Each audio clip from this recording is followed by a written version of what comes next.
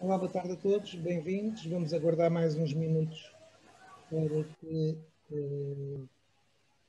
possamos dar entrada a toda a gente que quer participar neste webinar.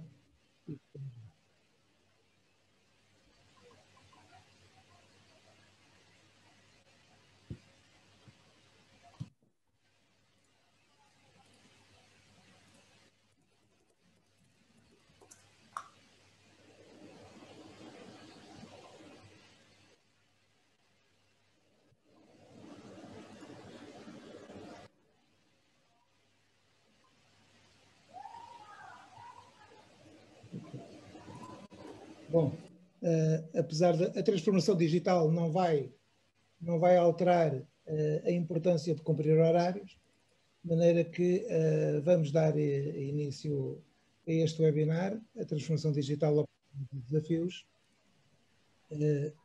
Este webinar foi desenhado por mim a partir da conversa que tive com os nossos oradores de hoje, onde fiquei entusiasmado com esta temática por três vertentes. Uma de interesse pessoal, mas uma pela importância que tem no desenvolvimento estratégico de Portugal, nomeadamente pelo pilar que representa no PRR e nas linhas de apoio comunitários que estão em vigor para o relacionamento da economia nacional, mas também pela importância que tem da evolução tecnológica, de como a economia mundial está a evoluir agora e dos efeitos que isso tem na nossa vida presente e futura. Mais presente do que nós pensamos, mas também claramente futura.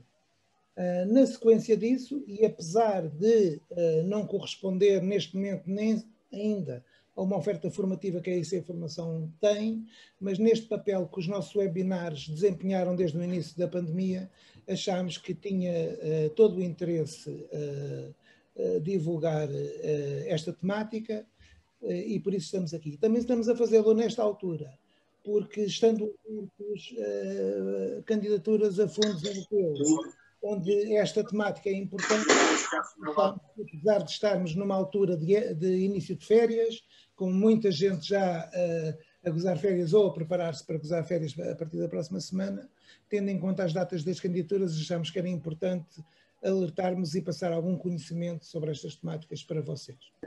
Conosco hoje vamos ter o Gonçalo Costa, da Arosca, que é especialista da Arosca há 15 anos em estratégia e revolução digital, possui uma larga experiência enquanto empreendedor de tecnologia, gestão de ativos financeiros e patrimónios combustíveis, construção e restauração, e desempenhou funções de Key Account Manager em finanças e sistemas de informação e multinacionais, ainda docente de universidade em universidades portuguesas e estrangeiras.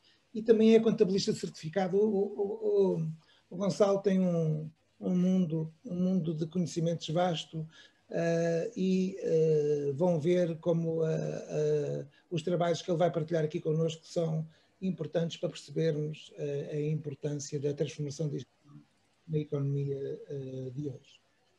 Da MOD Mind of Data, temos connosco o Vasco Jesus, com 20 anos de experiência em Analytics para encontrar a melhor solução para o cliente, independentemente da complexidade do desafio ou a maturidade de o mesmo.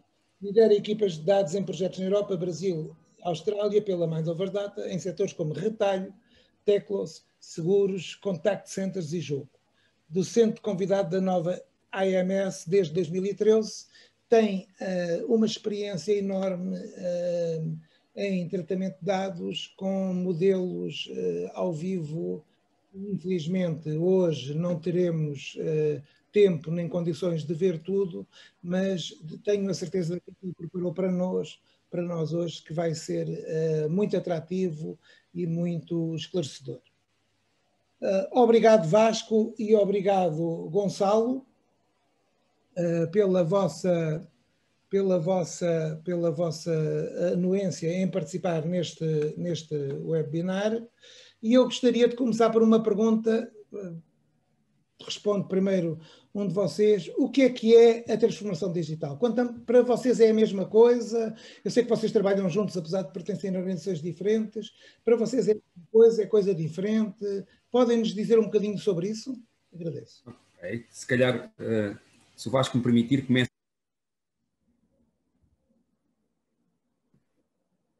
Gonçalo, carregaste sem querer no... Carreguei, já está. Primeiro, boa tarde a todos. Agradecer, obviamente, à AEC o convite e ao Pedro Castanho. Ao mesmo tempo, obrigado, Pedro, pela introdução. Acho que é pôr as expectativas em alta, temos que ir com calma, mas, acima de tudo, a transformação digital, do meu ponto de vista, releva uma coisa que parece que as pessoas esquecem. O foco não é a tecnologia, o foco é o processo.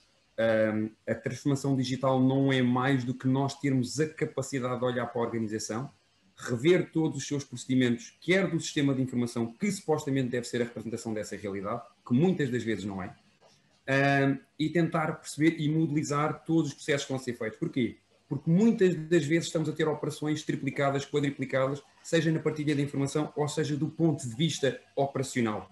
E isto gera ineficiências, em vez de estarmos a focarmos em tarefas muitas vezes que são automatizadas ou mecânicas e que podem ser feitas por robôs, no sentido lato, não de robôs de vermos um braço de um robô andar de um para o outro, não é? Mas robôs de programação ou outras questões. Portanto, é uma forma excelente, sim, de ver ineficiências produtivas e na partilha da informação ou do próprio sistema de informação para este depois ser evoluído. E, obviamente, que com isso vamos perceber que os dados têm uma relação fundamental para esse procedimento. Mas isto é a minha visão de transformação digital. E a tua, Por outro lado, e enriquecendo, obviamente o meu foco é muito mais direto para os dados. E, portanto, tudo aquilo que é o Big Data, o Data Science, a aprendizagem de máquina, inteligência artificial e afins, mas realmente aquilo que importa é de que forma que nós conseguimos, por um lado, observar os dados que as organizações hoje já registram, enriquecê-los com dados externos de fontes públicas e depois, ao interpretar um negócio, como é que nós conseguimos fazer uma modulação dos dados por forma a trazer valor aos dados. Esta componente, e realmente a transformação digital tem muitas vertentes e tem muitas maturidades, mas esta maturidade em particular da monetização dos dados é uma forma de nós pensarmos como é que nós conseguimos utilizar os dados que estão dentro das organizações, transformá-lo em informação e conhecimento e, por sua vez, uma ação que, de alguma forma, permita ou conhecer melhor a realidade, reduzir custos, aumentar receitas, reduzir fraude, estimar o risco relativamente ao futuro e, portanto, há esta componente muito forte de como é que nós podemos alavancar o conhecimento humano e a experiência das pessoas, dando-lhes mais ferramentas analíticas para poderem tomar uma decisão mais fundamentada e com menor risco. Obrigado a ambos. E também, Vasco, algumas coisas também na gestão das pessoas, não é? Isso é a formação, sendo uma empresa ligada à parte das pessoas, independentemente dos processos que são muito importantes e nos quais eu pessoalmente também trabalho, não é isso a formação, mas eu pessoalmente também trabalho, mas no que diz respeito concretamente à gestão de pessoas, também se pode fazer coisas muito interessantes, não é assim? Sim, as pessoas são todas únicas e são todos indivíduos únicos. No entanto, quando nós olhamos para o grande cômputo da informação, efetivamente nós conseguimos encontrar, por um lado, características que estão associadas a comportamentos, ou conseguimos perceber como é que comportamentos em certos tipos de indivíduos, qual é que foi o resultado que houve no passado, perceber como é que os vários comportamentos iniciaram um certo comportamento futuro, perceber como é que as pessoas reagem a um certo estímulo. E isto vai em várias frentes, desde como é que nós podemos prevenir comportamentos de fraude, ou como é que nós podemos prevenir comportamentos de risco a nível de acidentes laborais, ou simultaneamente estar a tentar perceber como é que nós conseguimos, qual é que é o tempo remanescente de vida de um colaborador ou de um cliente, ou como é que um certo cliente vai reagir a um estímulo promocional. Exatamente. Eu, quando o Vasco me apresentou isto e fiquei, de facto, apaixonado pela situação, também me ajudou a perceber uma outra coisa que, infelizmente, todos nós conhecemos, e antes de passar a palavra ao Gonçalo para falar um pouco do que é que eu quero dizer com esta coisa dos processos e alguns casos concretos. Só dar um exemplo que todos nós, infelizmente, conhecemos. As curvas de previsão que todos os matemáticos fizeram a propósito da pandemia, de conseguirem prever quando é que vamos chegar ao pico, quando é que não vamos chegar ao pico. Portanto, a informação bem trabalhada pode nos levar e ajudar muito a antecipar hoje o comportamento do passado, recolhido e tratado como deve ser, nos pode ajudar para o futuro. Acho que é nós vivemos momentos mais da pandemia, mas se olharem bem para todos os professores da universidade com modelos uns diferentes dos outros, porque lá está, o tratamento dos dados não é igual para todos, nem todos tratam da mesma maneira, mas, de facto, permitem-nos fazer modelos de previsão das pessoas. Gonçalo, ia-te então pedir para que partilhares connosco 2 ou 3 casos que consideres relevantes do que é que estamos aqui a falar. Ok, então, se me permitires, Pedro, eu vou partilhar um ecrã. Okay. Vou começar por uma entidade, pública, que é a DOCA Pesca. Aquilo que vocês vão ver, eu vou-vos mostrar, ou seja, os casos que eu vos vou mostrar estão em diferentes níveis de maturidade. A DOCA Pesca está à beira agora de concluirmos o processo de transição digital que começámos num departamento específico. Estamos a trabalhar outros departamentos, mas aqui o foco é no departamento de RH. Vou-vos dar ainda o exemplo do grupo Beatriz Godinho, que já está em fase de operação mesmo, e depois um que estamos neste momento em execução, em que não há implementação dos sistemas, ou pelo menos estamos só com os sistemas base da organização a serem revistos, porque é uma indústria e então não tinham sequer mapeamento feito, portanto vamos passar pelas diferentes fases. Aquilo que vocês vão ver já é a plataforma que será entregue na próxima semana e que tem com o departamento de RH. Porquê esta plataforma e porque é processo de transição digital? Lá está. O departamento de RH da DOCA Pesca, até ao momento, faz todo o seu controle das suas tarefas de forma, ou por e-mail, ou por atribuição de tarefas no Note, ou por informações no Teams, portanto, e tudo normalmente acaba por ser validado manualmente entre ficheiros de Excel, ficheiros de Word, e acharam que deveriam, depois de terem mapeado todos os seus processos internos, não fomos nós a fazê-lo, foi um parceiro nosso, que por acaso o Pedro também conhece, que era necessário passar à fase seguinte, ou seja, depois do mapeamento conseguimos perceber ineficiências e dialogaram connosco. Desse diálogo surgiu então não só a nossa análise àqueles planos e o que é que poderiam otimizar em termos de tempo para calcular em quanto tempo é que o retorno desse investimento seria feito, ou seja, em quanto tempo é que a plataforma poderia ser paga. Portanto, alguns exemplos, isto vocês já estão a ver, já passou ou seja, já tinha passado pelo mapeamento, do mapeamento foi transformado em fluxos de informação, esses fluxos de informação deram origem àqueles shells, wireframes, não é, das equipas de programação. A partir daí, neste caso, já é a mesma questão com o mock-up, já é mesmo com o design incluído e a plataforma está a ser entregue esta semana. Portanto, ao terem um login para perceberem, a primeira coisa que, espero que ele avance, vamos ver se ele avança. Ok. Pronto.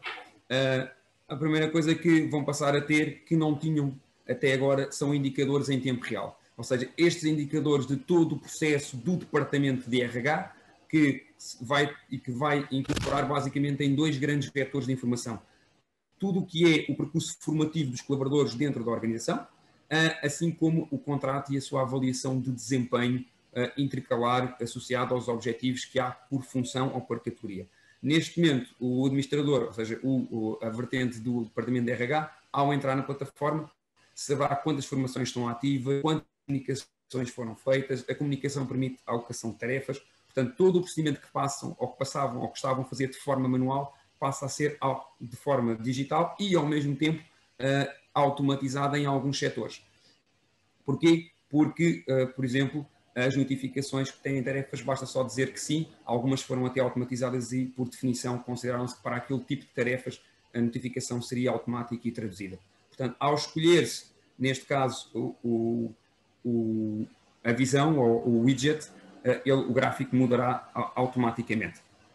Ao mesmo tempo, terão acesso à biblioteca, todos os colaboradores terão acesso à biblioteca associada à formação das diferentes áreas e até aos manuais da qualidade que estão presentes na DOCA Pesca. Para quê? Para quando tiver, está associado ao facto, automaticamente, quando o colaborador pesquisar, se tiver dúvidas, vai parar a essa informação, para mais rapidamente aceder a ela. Aqui a parte das estatísticas, pronto, aqui ainda não estava na altura, agora já está. Lá está, o sistema de comunicação vai passar a ser todo integrado, mesmo que venha a comunicação do Teams, ela será transformada e foi integrada dentro da plataforma. Portanto, adotámos um estilo muito do WhatsApp, em que a leitura está à vista, mas permite integrar toda a comunicação num só local, em vez de terem a comunicação ou no Teams, ou terem no WhatsApp, ou terem em vários sítios. Assim vai ficar tudo centralizado. A visão, okay, do administrador, neste caso os campos que normalmente se define, e lá está, o percurso formativo. Neste momento, quando eles querem lançar uma formação, todo o processo é feito em Excel, não há controlos. Os questionários, por exemplo, da avaliação da formação estão a ser feitos em Google Forms, ou seja, têm que trabalhar diferentes fontes de informação e quando é no relatório anual não conseguem ter essa informação atualizada. Neste caso, passam a ter, sabem o que é que está em ação ou não. Os relatórios que estão pré-programados vão ser automatizados trimestralmente e serão disponibilizados depois à restante organização. Isto, por exemplo, é o processo de lançamento de uma nova formação, que eles neste momento não têm, fazem tudo literalmente em Word, portanto, e depois, quando querem editar, ainda têm que andar a transferir e a pedir autorização de uns aos outros. Neste momento, basta criar a notificação e fica o procedimento executado. Ou seja, este é um nível de execução, ou seja, já havia um mapeamento e nós o que fizemos foi, dentro do mapeamento de processos, tentar perceber qual é que era o fluxo informacional e se esse fluxo informacional ainda podia ser otimizado e transformar isso em plataforma. Este é o primeiro exemplo que temos para vocês. Do segundo exemplo, não precisava de tirar a partilha, que ele está no mesmo lado. Desculpa, Pedro, é sem querer. Não falo nada, eu aproveito para dizer que é sempre um prazer, uma vez que trabalhei 10 anos na DOCA Pesca, gosto sempre de O segundo caso, ele agora vai demorar um bocadinho, okay, é um grupo de análises clínicas com alguma dimensão da zona centro, é o grupo Beatriz Godinho, em que a proposta que eles tinham ou que estavam a executar era com o Covid, e que obviamente na área médica o Covid teve uma importância muito grande e hoje continua a ter, o volume de testes aumentou exponencialmente, e o que aconteceu foi, eles tiveram que disponibilizar na altura os testes Covid e a marcação no seu site. Se ainda forem, ele ainda lá está, este vai ficar esta semana, apesar de já estar em teste há 2 meses internamente, e agora é oficial. O que aconteceu foi, o fluxo de informação que estava a ser feito, estava a ser através de um Google Forms.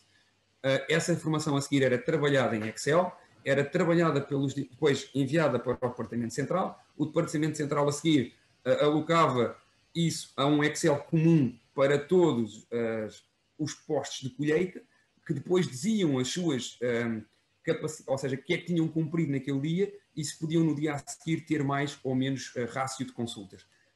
Este processo todo passou a ser feito através desta plataforma. Este é só o front-end que o utilizador normal vê, portanto, se eu quiser marcar um teste do Covid, marco, mas o back-office neste momento está todo integrado, quer com o CRM interno do grupo Beatriz Godinho, quer como gera todo o procedimento. Imaginemos, por exemplo, que eu vou marcar um teste de Covid para amanhã. Okay? Escolha a data.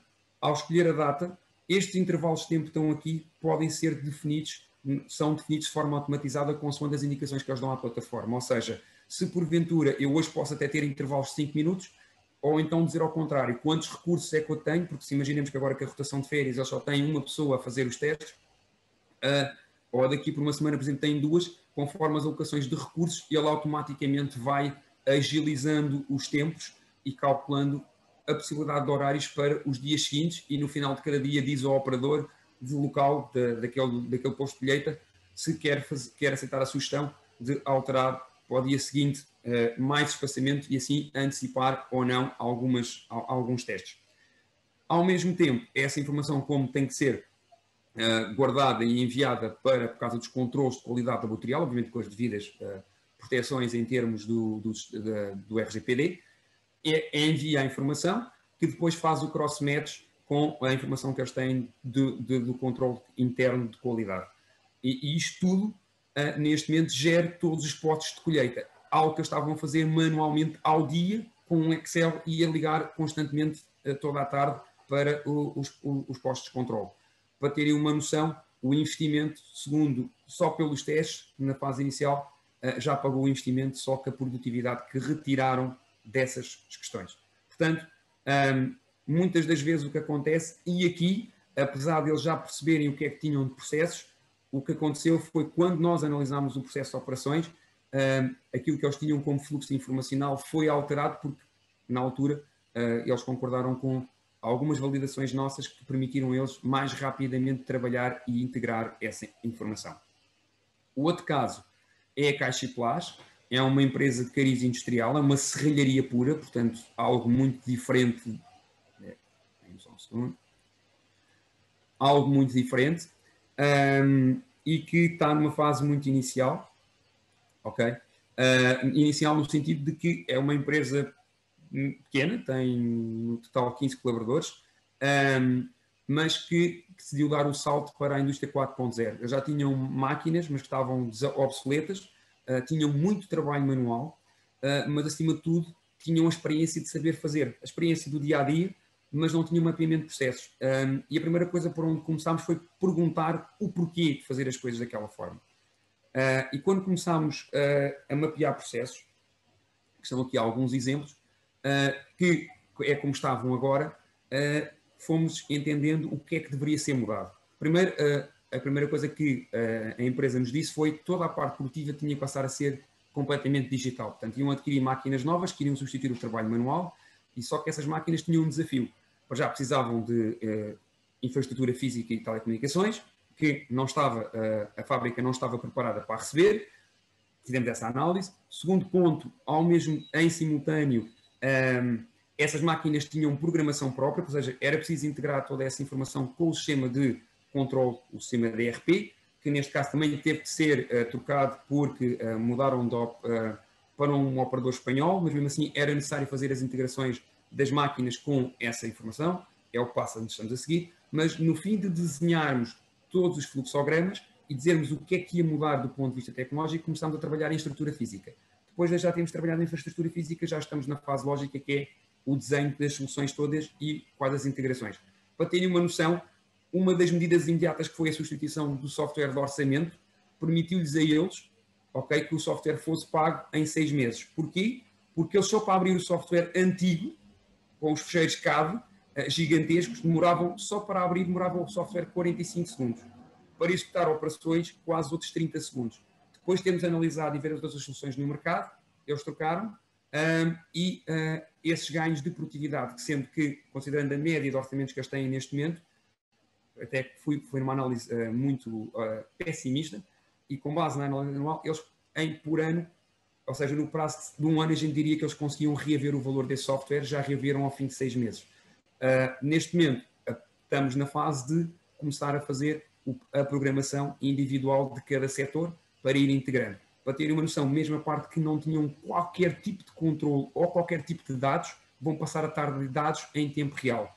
Toda a parte de trabalho manual vai ser monitorizada por sensores de movimento que vão registar todas as tarefas e os tempos para assim termos um controle efetivo, quer de taxas de qualidade ou taxas de falha, para depois, posteriormente, esses dados serem mais utilizados dentro da organização.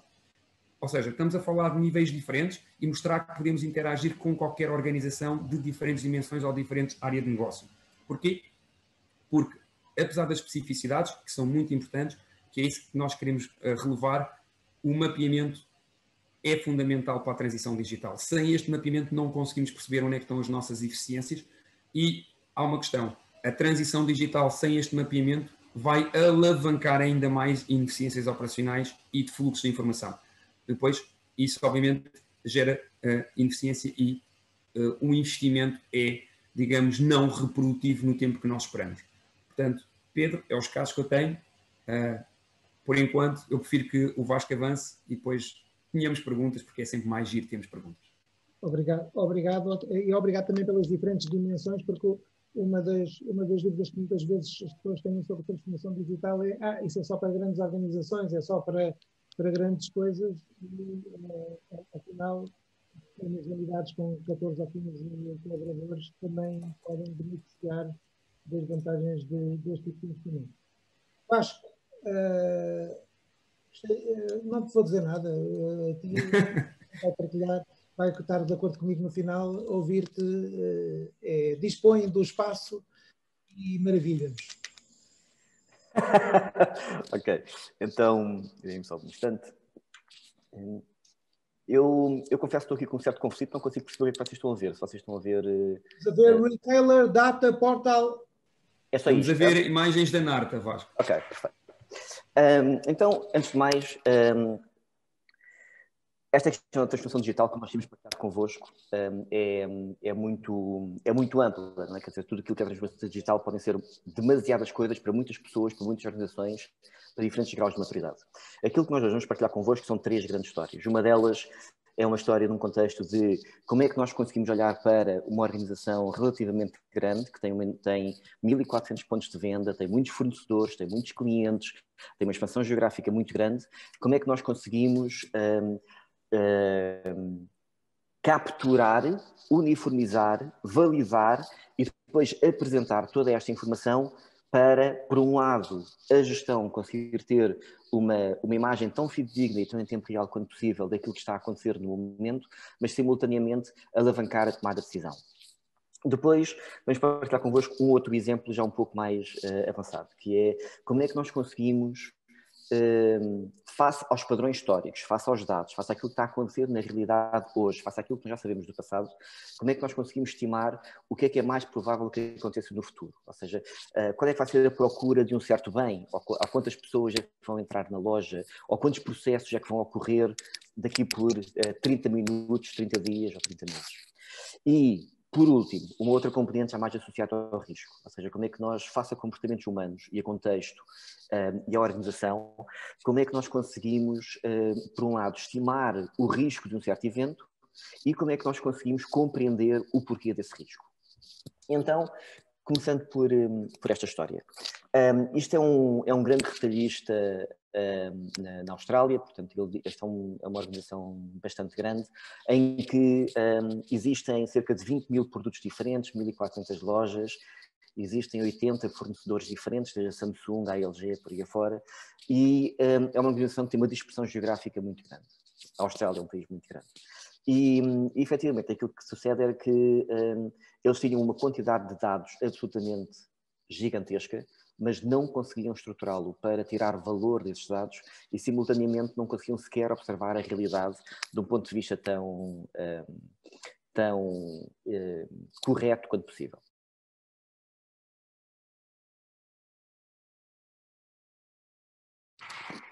Foi quase.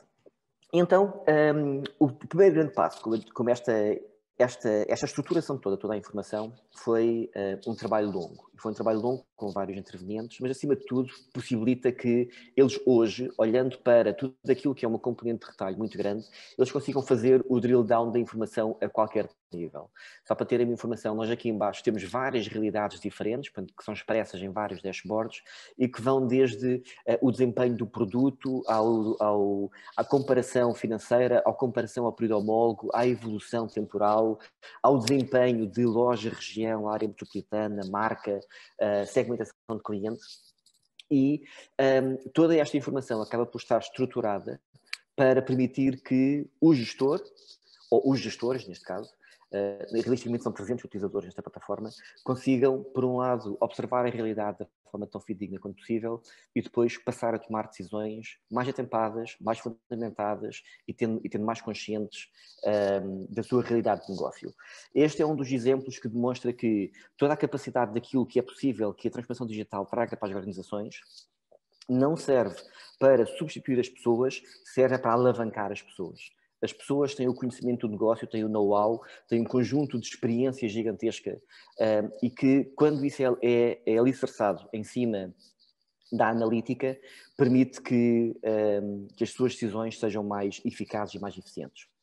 Neste caso em particular, estamos a ver uma área em particular de produtos e, portanto, podemos fazer o drill down a vários níveis, podemos ver as quantidades vendidas, a variação nos períodos homólogos, as variações de preço e variações de venda. Podemos também ver análises por gama de preço para os mesmos produtos. Neste caso em particular, eu vou selecionar aqui um ar-condicionado qualquer.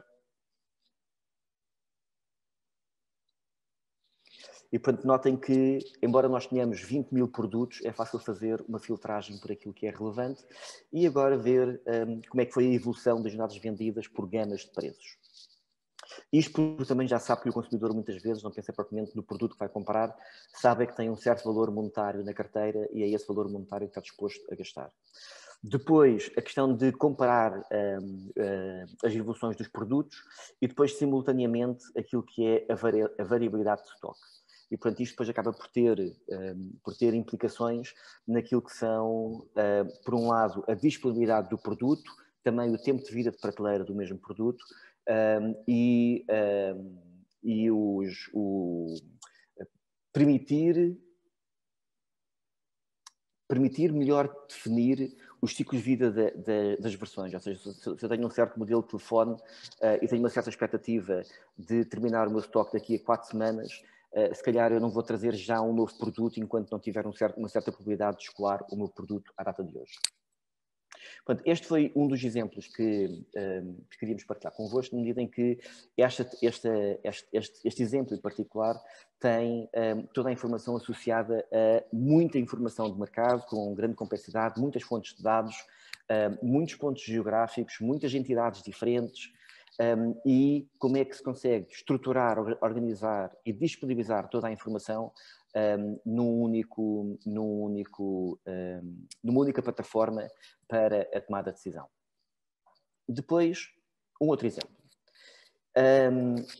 Um dos grandes desafios que uma parte das organizações tem a ver com a capacidade de estimar qual é que é uma procura futura. Essa procura futura pode ser o número de unidades vendidas daqui por 30 dias, pode ser o número de eventos que vai acontecer daqui por 2 semanas,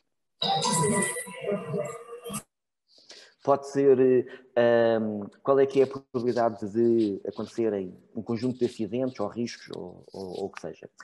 E uma das coisas que é importante quando nós estamos a olhar para toda a informação é como é que nós conseguimos estruturar toda a informação interna, enriquecê-la com a informação externa, incorporar a informação do negócio, todo o know-how do negócio, e depois fazer a modelação analítica que nos permita melhor compreender os fenómenos e melhor estimar quais é que são os eventos mais prováveis de acontecer no futuro.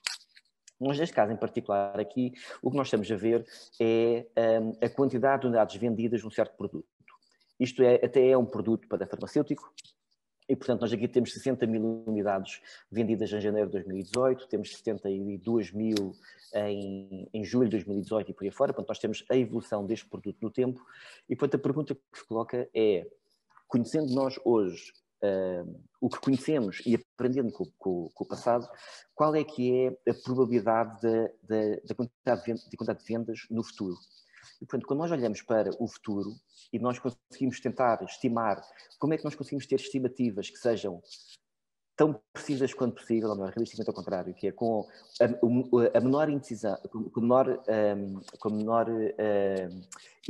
erro possível, como é que nós conseguimos estruturar esta informação ao longo do tempo para percebermos o que é mais provável que aconteça no futuro.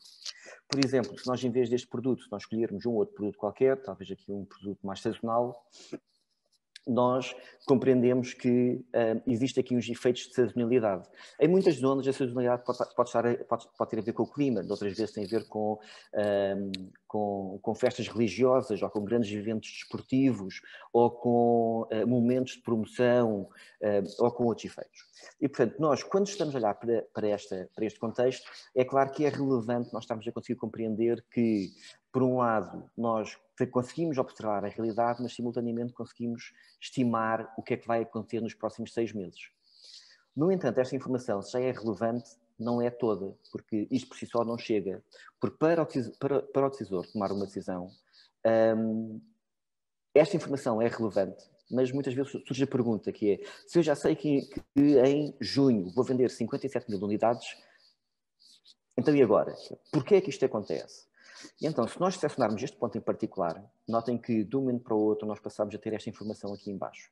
Conforme pontos diferentes eu vá selecionando, aquilo que nós estamos a ver aqui na parte inferior vai variando. O que é isto que nós estamos aqui a ver? Que é, nós estamos a estimar aquilo que é mais provável que aconteça no futuro, estamos a fazer um forecast olhando para o futuro, mas simultaneamente nós queremos saber porquê.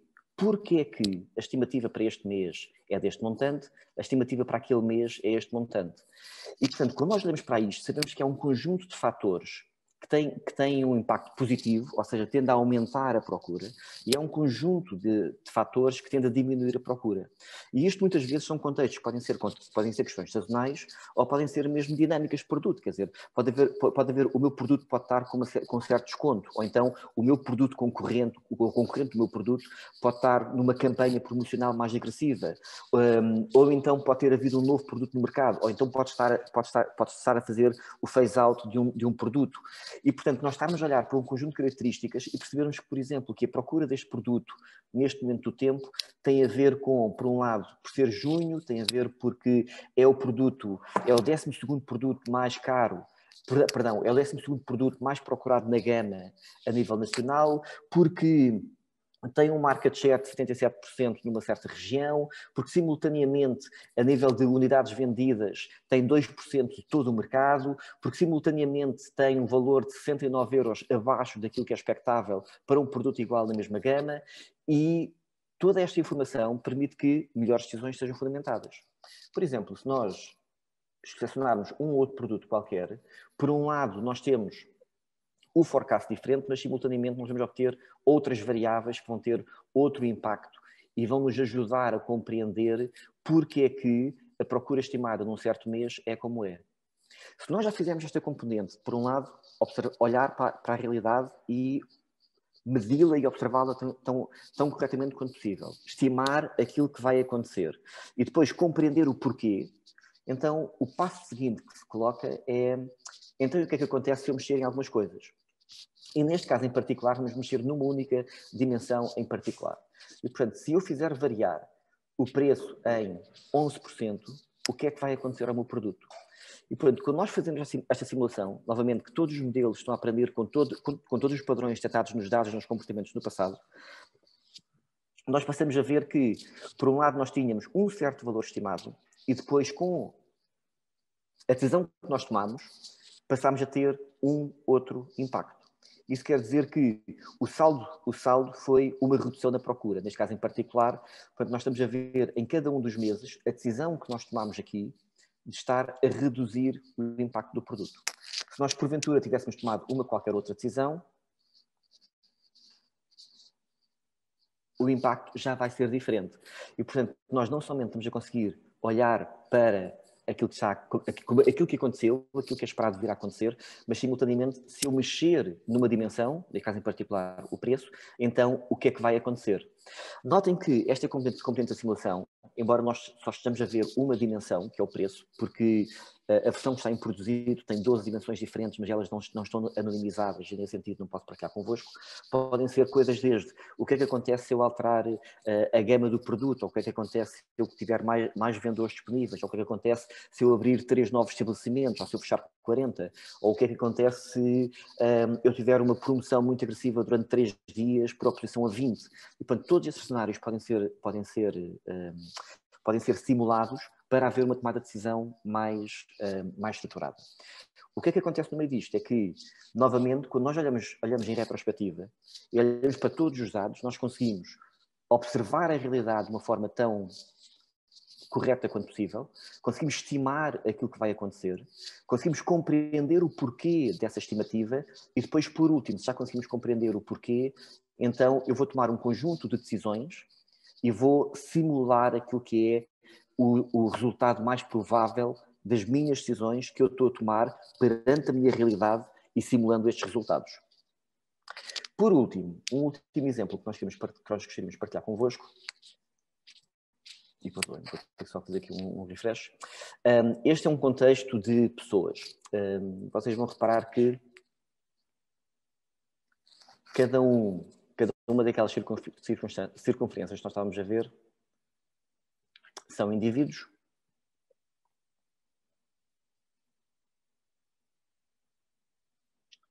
E então notem que, como muitas vezes, na vossa tomada de decisão diária, aquilo que realmente é relevante é como é que se consegue agregar um conjunto muito grande de informação numa métrica que seja simples, compreensível e imediata e que seja possível de agir com eficiência e com eficácia. Imaginem que cada um destes pontos é um indivíduo. E aquilo que nós estamos aqui a ver, nós temos a agregar toda a informação associada ao indivíduo.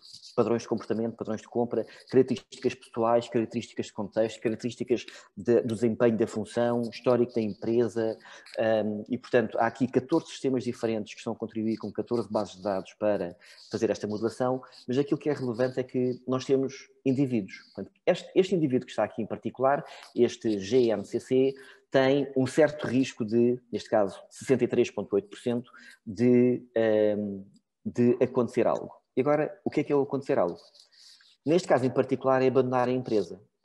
Nós estamos a olhar para um histórico de 70 mil colaboradores, estamos a olhar para cerca de 11 mil colaboradores ativos e nós estamos a olhar para um indivíduo e, face aos padrões históricos, às suas características, aos seus comportamentos e ao contexto, nós conseguimos estimar que, de alguma forma, este indivíduo tem um risco de 63% de abandonar a organização nos próximos 60 dias. Por oposição, este indivíduo tem um risco maior. Este RCTS tem um risco de 87%. Este indivíduo já tem um risco só de 71%.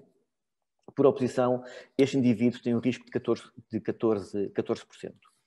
É claro que aquilo que é aqui muito relevante é quando nós conseguimos, face a um desafio, a um problema, e estarmos a observar as pessoas reduzidas a um número, a sua relevância. Na medida não é assim muito importante se este valor aqui que está aqui é 83 e se este é 84.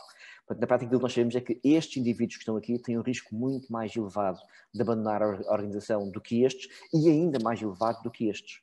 E, portanto, como em qualquer contexto de negócio, a questão que se coloca é o que é que nós podemos aprender com estes, que têm um risco muito baixo, e reproduzir isso na organização. E, simultaneamente, o que é que nós podemos aprender com estes, que têm um risco muito elevado, e o que é que nós podemos fazer para lhes reduzir o risco? O que é que nós podemos fazer para, de alguma forma, ir de encontro aos colaboradores? E este contexto permite-nos estar a ordenar estes critérios de importância dos colaboradores. É claro que quando nós olhamos para isto, e novamente, nós já estamos a conseguir modelar, matematizar toda a informação que está associada a um conjunto de indivíduos e estarmos a ver o seu risco de abandono. E sabemos que este indivíduo tem um risco de abandono de 87% nos próximos 60 dias, e este, por oposição, tem somente um risco de 58%. Mas aqui temos novamente o mesmo contexto, que é, então e agora? Isto já é importante, mas então e agora? O que é que eu faço com esta informação? Porquê é que isto acontece? E, portanto, quando nós vamos olhar para o porquê, e quando nós olhamos para o porquê, então, quando nós selecionamos este indivíduo em particular, aquilo que a analítica nos permite compreender é que este indivíduo tem um risco de 87 porque está na organização há 77 dias, tem um contrato mensal, está casado, nunca foi a nenhum evento, não fez nenhuma ação de formação depois da formação obrigatória, foi recrutado como desempregado, está a trabalhar neste polo. Portanto, há aqui um conjunto de fatores que aumenta e estão a agravar o risco. Por outro lado, há um conjunto de fatores que estão a reduzir o risco. Alguns destes fatores são comportamentais, as ações que os indivíduos tomam, outros são contextuais ou são biográficos. Este indivíduo em particular tem 42 anos de idade, tem um certo nível de escolaridade e, portanto, nós temos que há fatores que estão a reduzir o risco e há fatores que estão a aumentar o risco. O que é que acontece no meio deste contexto? É que se nós mudarmos para um outro indivíduo, então os próprios fatores variam. Portanto, reparem que, há bocado, para este, a longevidade era o que mais agravava o risco. Para este indivíduo, não. Para este indivíduo até é aquele que mais mitiga o risco, porque ele está na empresa há 387 anos. Há 387 dias. Dito de outra forma, se ele está há mais de 365 dias, quer dizer que ele acabou de ver renovado, ao final de um ano, acabou de ver reforçado o seu contrato e, portanto, de alguma forma, já está no 13º mês na empresa, já está num novo ciclo contratual. E, portanto, mas o racional é o mesmo. Nós temos um conjunto de fatores que estão a agravar o risco e um conjunto de fatores que estão a reduzir o risco para cada indivíduo. Agora, se nós estamos a olhar para colaboradores, notem que esta expressão visual pode ser feita para quase qualquer entidade. E qualquer entidade pode ser o risco de abandono no colaborador, ou pode ser o risco de acidente de trabalho daquele colaborador, ou pode ser o risco de acidentes de trabalho naquele local, ou pode ser o risco de abandono de um cliente, ou pode ser a propensão à compra de um cliente, ou pode ser o risco de uma certa transação ser fraudulenta, ou pode ser o risco de ocorrer um sinistro automóvel, ou pode ser um outro fenómeno qualquer. Desde que nós tenhamos dados e consigamos, por um lado, modelar a informação da organização e depois expressar nos dados e nas equações aquilo que é a problemática do negócio, é possível usar este tipo de ferramentas para permitir que o know-how humano e a expertise humana de só quem está no negócio é que conhece, possam, em parceria com os cientistas de dados, tomar decisões mais estruturadas, organizadas e mais fundamentadas. Acima de tudo, reduzir o impacto do risco e do desconhecido na tomada de decisão. Pedro, obrigado e passo-te a palavra. Como eu tinha dito, quer um, quer outro, são intervenções apaixonantes para quem se preocupa com o funcionamento das pessoas e das organizações, nas duas vertentes. Agradeço aos dois. Nós vamos dar início a um espaço de perguntas, mas como é tradição nesta formação, vamos parar neste momento a gravação para que ninguém se sinta inibido de participar. Reforço a ideia de que ninguém vai aparecer nas gravações. Nós pedimos autorização por uma questão normativa, mas as nossas gravações nunca expõem a privacidade de ninguém, nem seus visualizadores, natural. Mas, apesar disso, achamos sempre que é importante que a gravação não apareça. Agradeço formalmente, dando por fim a parte que será depois disponibilizada para todos no YouTube do canal da IC Formação, e